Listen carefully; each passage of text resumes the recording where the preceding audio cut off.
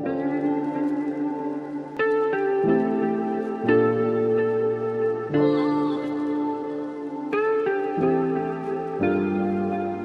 apa yang kami laksanakan, pelajaran yang kami terapkan di SMP Negeri 1 Labuan Maringgai, karena sekolah kami pada tahun 2022, tahun ajaran 2022-2023, kami sudah memilih adanya mata pelajaran informatika. Kalau pertanyaannya langsung spesifik, apakah itu sudah dilaksanakan sesuai dengan kurikulum Merdeka?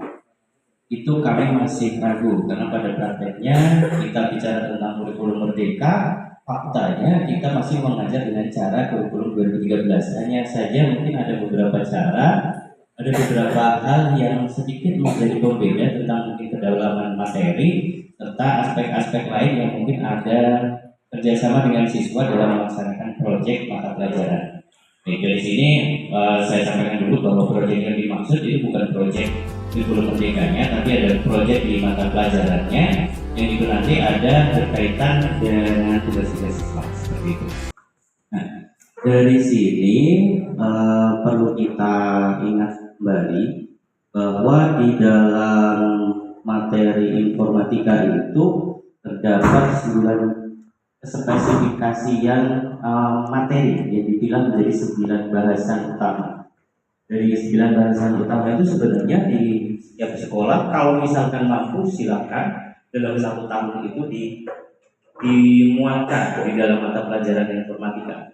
Tapi kalau misalkan tidak mampu, karena saya sudah mencoba berkomunikasi dengan kepala sekolah, ya terapkan saja yang mampu dari 9 aspek atau 9 bidang.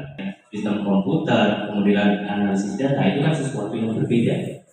Gitu. Maka dari itu kita kembalikan lagi kepada sekolah masing-masing, apakah sekolah itu mau menerapkan 9 spesifikasian materi atau mengacu pada beberapa materi yang kira-kira sanggup untuk diterapkan di sekolah masing-masing. Seperti itu.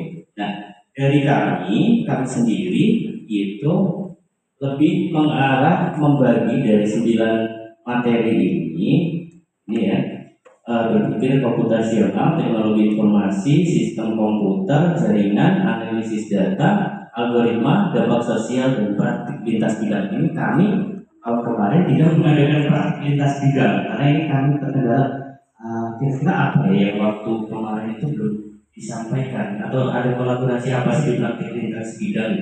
Jadi ini kami kemarin tidak sampaikan.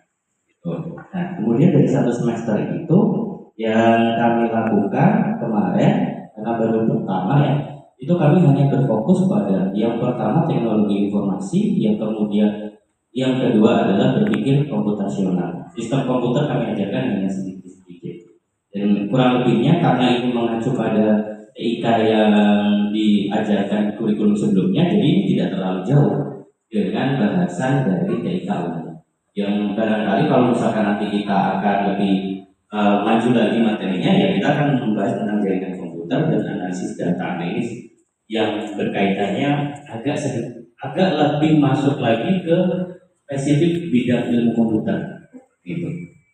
Nah, ini yang kami coba kembangkan di sekolah kami.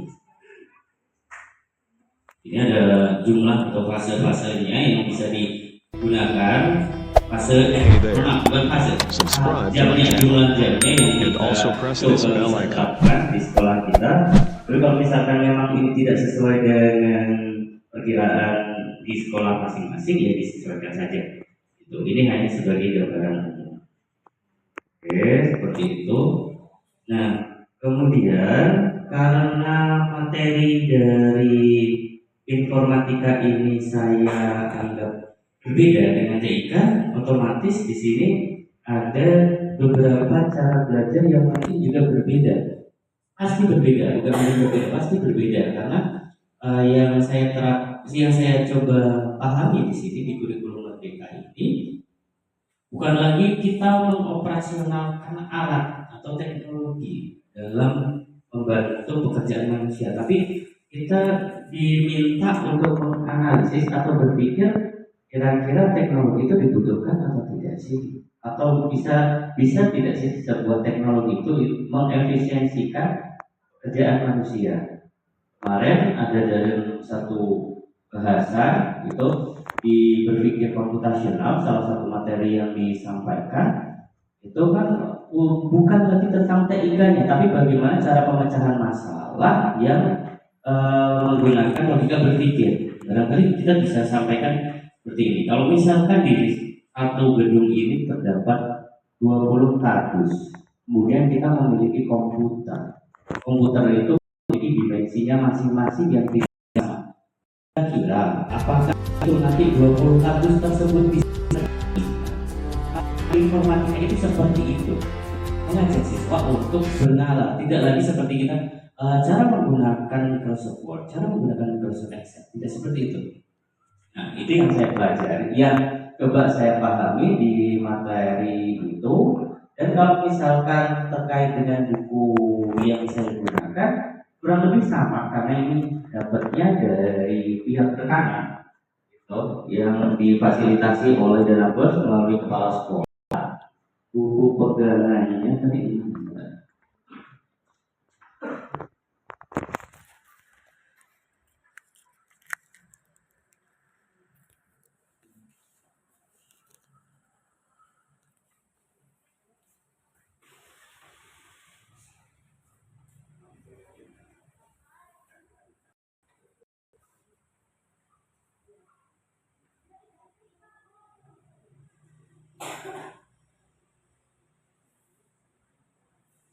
Barangkali ada yang berbeda, tapi ini disesuaikan saja. Jadi saya dan Bu Suryani itu di SMP 1 Labuhan Panjang menggunakan modul ini sebagai utama. Sebenarnya buku pegangan guru itu ada sendiri, kemudian buku paket yang untuk siswa itu ada sendiri, buku informatika yang versi sebelumnya. Jadi buku informatika itu kalau nggak salah sudah 2 kali mengalami perubahan di sekolahan kami. Yang pertama itu yang agak sedikit tipis tapi agak lebar, kemudian ini yang agak tebal seperti halnya buku paket siswa pada umumnya. Nah ini di sini memuat tentang kurang lebih 9 materi yang subbahasan tadi yang bisa digunakan. Nah ini informatika dan keterampilan generik. Kami sampai pada pertemuan hari ini itu baru hampir selesai, belum selesai ya. Baru hampir selesai tentang informatika dan keterampilan generik. Kemudian berpikir komputasionalnya kita baru pada praktek bahasan siswa belum sampai ke algoritma yang spesifik. Bagaimana cara memecahkan masalah melalui tahapan demi tahapan? Karena posisi siswa itu tidak ada dasar, tidak seperti halnya kita mengalami jalur kuliah, yang di situ algoritmanya bisa kita langsung tekankan, berikan function atau berikan fungsi tentang racik sebuah kopi. Kalau misalnya kita bicaranya tentang sesama rekan kerja kan gampang kalau kayak 1, 2, 3, 4, 5, tapi memahamkan pada siswa bagaimana cara menghitung misalkan bilangan ditambah bilangan, proseduralnya seperti apa, yang itu harus dialgoritmakan. Nah, itu yang menjadi tantangan kami, Pak. Gitu. Jadi kami harus memberikan penjelasan kepada siswa.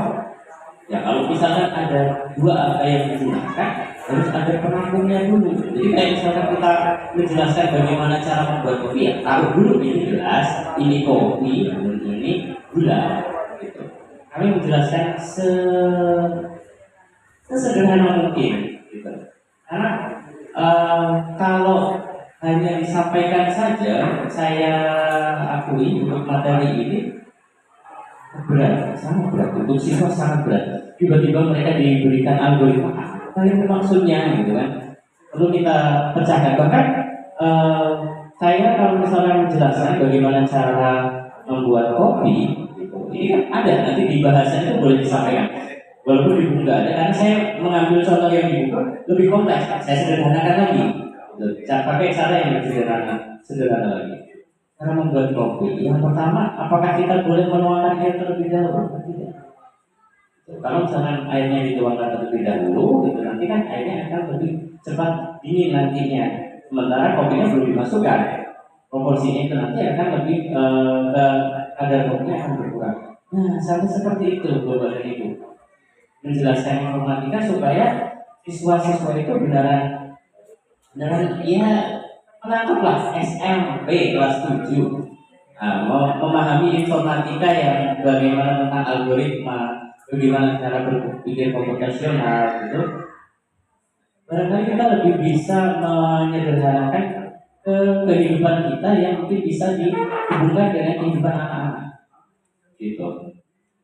Jadi kayak misalkan lagi tadi berpikir komputasional, saya pernah sampaikan tidak boleh ya, maaf banget karena saya tadinya tidak tahu hari ini kalau misalkan kita sambil sharing dengan bisa saya bawakan medianya sedikit ya. Jadi cara berpikir komputasional itu kan banyak terpecahkan itu melalui banyak puzzle. Contohnya puzzle gitu. Kalau misalkan saya dulu diajari di kuliah tentang bagaimana memindahkan sebuah tower yang di situ ada beberapa balok bertingkat yang ada ukuran besar, ada yang kecil, ada yang kecil lagi supaya itu terurut dari yang paling lebar, sempit, jadi mengerucut. Nah, kayak gitu. Saya berikan dulu ke siswa. Itu saja salah siswanya. Nah, padahal itu kan harusnya gampang ya nanti kan. Ukuran yang kecil harusnya tidak boleh di atas di bawah dari ukuran yang lebih besar gitu. Kalau misalkan boleh sambil menjelaskan, saya boleh pinjam spidol atau sambil supaya kita tahu perbedaannya di sini. Kalau misalkan informatika dengan TK, kalau TK kita hanya bicara tentang alat, prosedur yang harus dilakukan.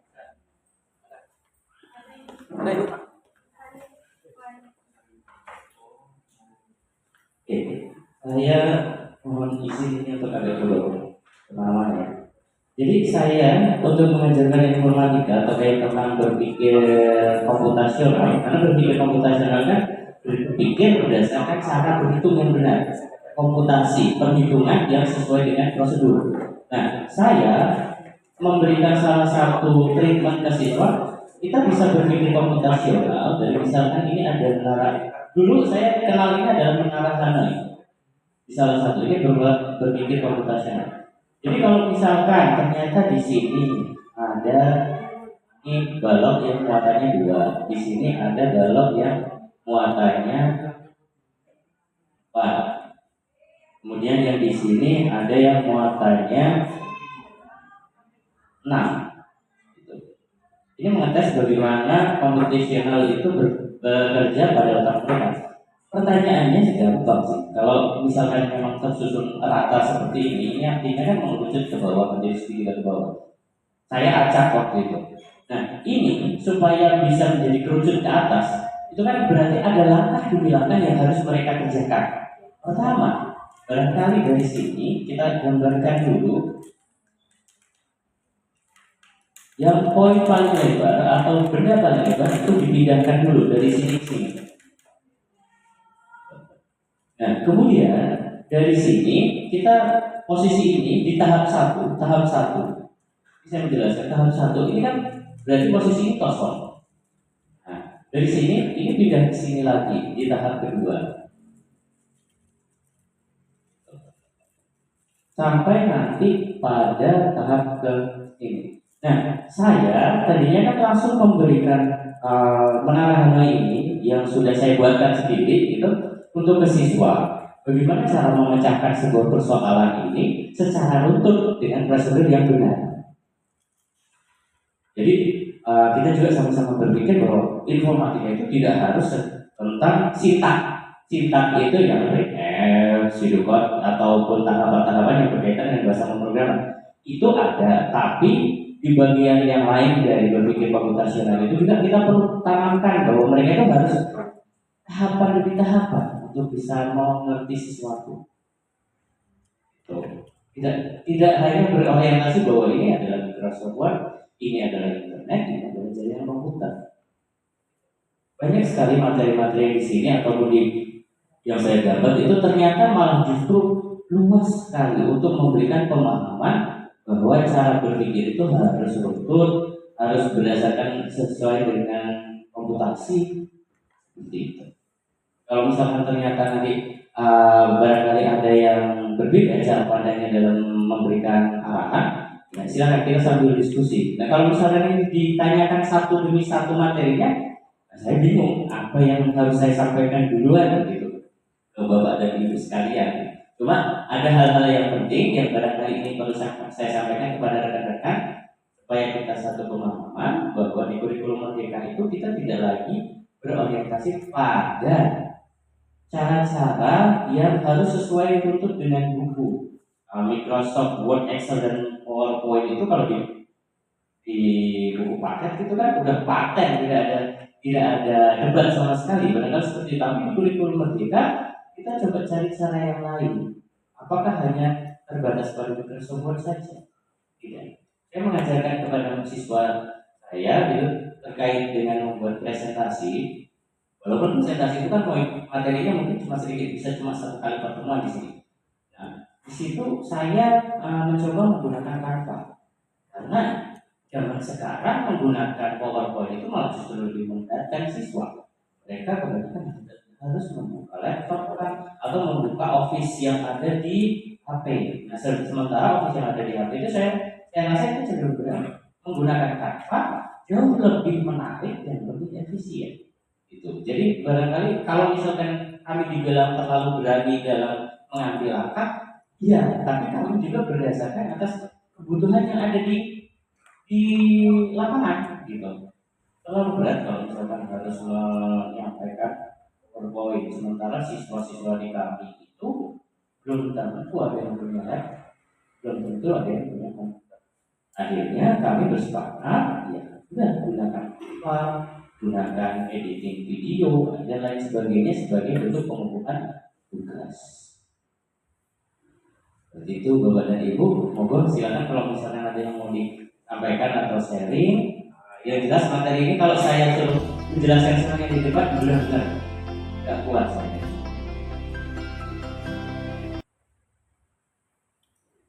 Kemudian ini sempat saya sampaikan di kurikulum saya dan belum ketemu jawaban. Sebenarnya kita itu administrasi yang wajib untuk kurikulum merdeka, apakah kita itu hanya berpatokan pada CP, ATP, TP, kemudian modul aja. Sementara tidak ada bahasan spesifik yang berkaitan dengan KKM di kurikulum merdeka. Adanya penilaian sumatif dan normatif yang pernah dibahas. Nah itu kami masih jadi perbincangan di sekolah kami yang masih dibuat obrolan juga dengan kurikulum, karena sepertinya tidak ada bahasan khusus tentang program tahunan. Kalau program semester barangkali ada, karena itu diplotkan di dalam buku paket ataupun di dalam administrasi guru. Ini mau memilah mau di semester 1 atau di semester 2 gitu. Dari 9 spesifik materi tadi mau di semester 1 atau semester 2. Tapi secara umum program tahunannya ternyata tidak ada gitu. Nah ini juga menjadi perhatian kita bersama, bagaimana solusinya. Karena yang kemarin saya buat, saya cenderung menjadi guru yang ikut-ikutan saja aturan. Jadi kalau misalkan ada protanya, ya saya bikin prota gitu. Ada KKM-nya, bikin KKM, walaupun KKM-nya fair. 13